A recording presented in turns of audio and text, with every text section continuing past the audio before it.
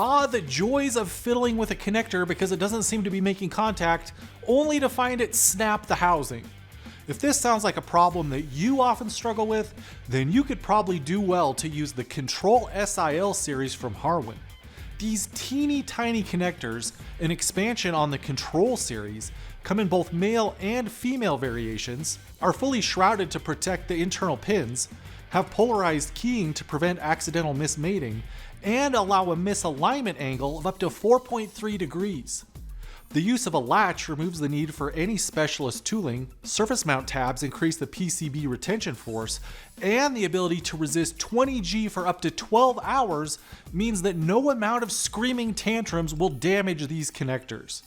With a current rating of 1.2 amps per contact, a contact resistance of 25 milliohms, and an operating temperature of minus 55 to 125 degrees Celsius, these connectors are able to withstand some pretty harsh environments.